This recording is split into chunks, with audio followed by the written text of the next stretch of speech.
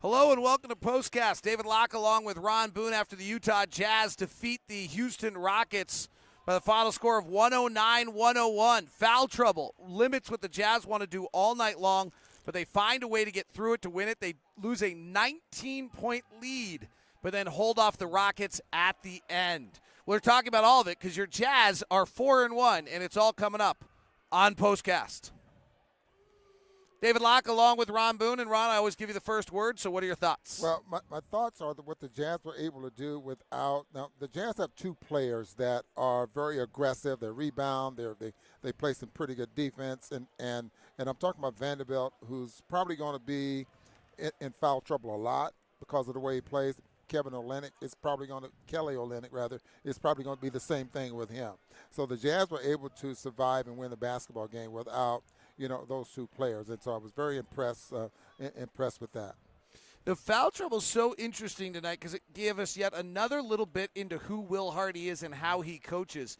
So the first one was that Jordan Clarkson ended up with 3 fouls in the second quarter, and Will Hardy said, fine, and rolled Jordan Clarkson through the second quarter, and that probably won the Jazz the game. Yeah. Because Clarkson got hot in that second quarter, carried the Jazz through it.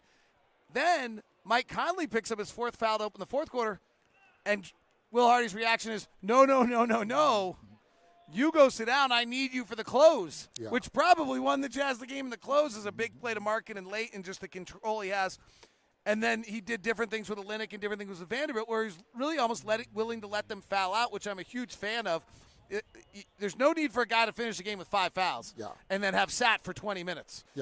So really interesting on how Will Hardy managed the foul trouble today. Yeah, so and this is the second ball game where they've had a lot of fouls against a team with that spread the floor and go one-on-one, and so you're constantly trying to defend guys and keep them from getting to the basket. So, and the Jazz end up with 28 fouls tonight. There's probably about 6 or 7 more fouls than they normally get throughout in a contest. But you're absolutely right. I mean, you're learning a lot about how or the trust that he has in some players that not picking up that 4th foul. So I thought that was huge with Jordan Clarkson by leaving him out there on the floor. Mike Conley picks up his 4th foul, and things get super interesting because Colin Sexton is out with a oblique strain on his left side. He's been kind of grabbing at it throughout the game in the first half, and it means that Talen, Horton, Tucker suddenly is your backup point guard, which I actually think he might be anyway on this team, or Jordan Clarkson's your backup point guard. But they end up playing a backcourt of Jordan Clarkson and Talen Horton Tucker, and Jordan Clarkson's just matured or evolved as a player so beautifully, and Talen Horton Tucker was really good tonight. It was absolutely spectacular. Shooting the basketball, he rebounded with 7 rebounds. He had a season-high 28 minutes in the basketball game. But backup point guard, I'm a little hesitant of calling him the backup point guard, even though during the course of the basketball game, he was the one bringing the ball up the floor. But he's also a player that plays with the ball in his hands, something like Jordan Clarkson last year, who would bring the ball up the floor a lot, but he wasn't the point guard on the floor. That's because he plays with the basketball in his hands. But you're absolutely right. He did play that backup point guard tonight, but I question that going forward. Let me go to the chat room for a second. Matt James says, hey, good to have another win. Are these fouls because of the way Will is getting them to play? No, those fouls are because of the style of play that Kelly Olynyk is just a physical player, and if you watch Vanderbilt play, I mean he's flying around, and he's not a very good one-on-one defender, and he uses his hands quite a bit. But as far as the type of fouls that he's picking up, that's crashing the boards and that's trying to defend guys out on the perimeter, which he's not very good at. All right, so the Jazz lead by 19. They go into the 4th quarter. I don't have it in front of me somewhere, but I think they're up by 12 or 11 or 12, 89-75. They're up by 14. Yeah. And it gets all the way down to 2, but they hold it off. The Rockets never take the lead. Out of a timeout, Will Hardy, who we're going to call him Will the Wizard here pretty soon for his plays out of timeouts. Beautiful open side pick and roll. Lauri Markkanen double clutches for the dunk, and that kind of turned the game right there out of that timeout. But the Jazz hold off another close game win. This team has been And you'd expect, frankly, Mike Conley, Lauri, Markkanen, and Kelly Olynyk, who was in there for a while before fouling out against the young Rockets, should actually have the edge of how to play it, and they did exactly that. Yeah, well-executed play, and I'm just that was one of those plays where you were going to set a pick, but you slip it, and Conley was able to catch Markkanen going to the basket, and, boy, just a monster dunk. If you're going to go to the basket, you go in strong, you're either going to score or get fouled. And in this case, he puts down a monster dunk. But, kudos to the Jazz, able to hold off a team that's, boy, I don't know how good this team could be, but one-on-one, they're just that's their style. Right. We were talking to Ryan Hollins, their TV analyst, before the game, and he was saying, we're all right if someone doesn't have a center, right? If we can go spread the floor and just play one-on-one and put our head down and drive, we're all right. That's exactly what they did to the Jazz in the game in Houston. They weren't able to do that a lot. Alex Jensen and you both kind of, in our shoot-around report, said you got to take away the space from the drivers. I don't think Jalen Green and Kevin Porter Jr. saw the space they saw in Houston. Yeah, you could get a team back-to-back. You find some weaknesses, and you try to take advantage of those, try to slow those guys down.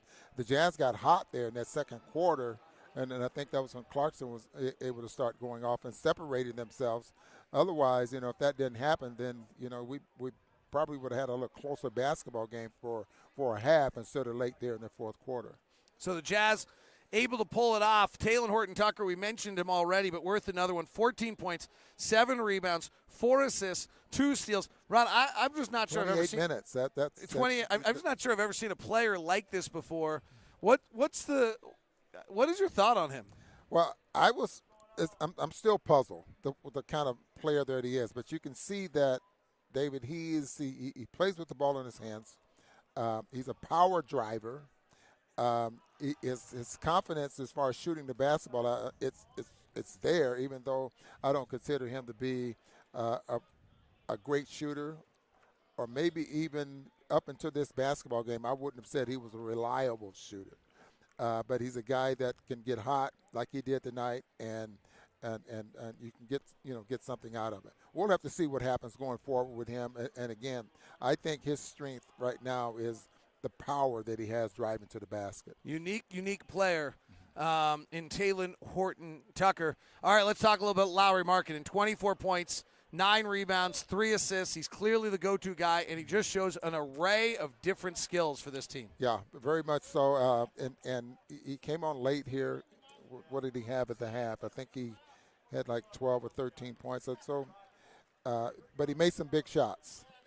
Start the rebound there late in the basketball game, but he is just a star in the making.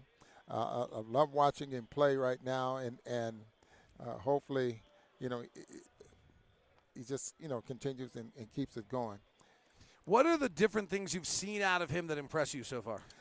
His skill level. I mean, that has to impress anyone that watching him play is his skill level. He went behind the back, going up the floor, at 7 foot, and goes behind his back and gets to the rim, and he just does so many things well that you just think that he's a star in the making. Especially he's on a team that relies on him, and he's going to respond very well. All right, final one tonight. We keep kind of wondering who Will Hardy is. It's kind of this interesting thing to watch a new coach. We haven't done this in 8 years. We did the same thing with Quinn Snyder. The flexibility he is showing. He talked about versatility all year. I can't wait to go pull up NBA stats tomorrow and look at the different lineups that he used and how many of them actually were never on the floor before. Like, I think he used a ton of lineups that he'd only used tonight and may have closed within a different lineup. It's really remarkable. Yeah, you're probably going to see something different. Now, this is only, 5-game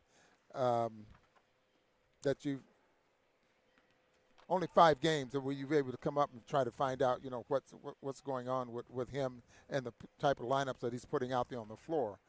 But he's not shy about doing it. He's not afraid of doing it, rather. And I think he's finding a lot about his players there as well. All right, a few notes in the chat room. Andy, I even laughed at your shot at me, so I just want to let you all know that I laughed at that too. Felt like the Rockets had an unusually high percentage of long twos today. I think that's true. The Jazz have done a beautiful job of keeping the ball off the three-point line so far. Defensively, it's really been appreciate it. Tyson, you watch the TV and listen to us. We thank you very much for that. Everyone does, because everyone gets ratings for that, so everyone's a winner. That's really just the way to keep everybody happy, Tyson. You give everyone the ratings, and everyone's happy.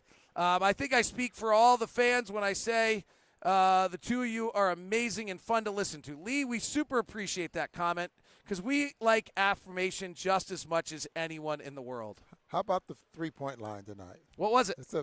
Between the two teams, 24 of 85. Not so good. Not so good. Not so good shooting. These games, I could live without another Jazz Rocket game if I'm being totally honest. They have not been particularly aesthetically pleasing. Yeah. All right, 2 stars tonight, Ron Boone. Who you got? I have Clarkson and Tucker. Oh, Clarkson, I definitely have Talen Horton Tucker. That's all right. Yeah. We don't always agree. We're universally agreeing on one of our 2 stars as Talen Horton Tucker. I was impressed with Clarkson. You know, he ended up with 5 assists and it didn't get off to a good start, but 5 for 10 from the three-point line. I thought he made a couple of really big three-point shots there. Could easily have gone to Markkanen, but I think I'm going with Clarkson and Tucker. All right, I would have gone Markkanen. He would have gone Clarkson. You guys can decide and chat on YouTube about that. We both would have gone Talen Horton Tucker in our stars tonight. Jazz moved to 4-1. We'll be back with you from Denver on the floor from a mile high on Friday. Join us on Instagram at DLock09 for that. And we will be back with you as we get ready for the Jazz and another big matchup. Denver and LA battling tonight. Lakers look way better without Russell Westbrook. How could that possibly be true? Oh, I didn't say that. That was a thought bubble. See ya. Have a good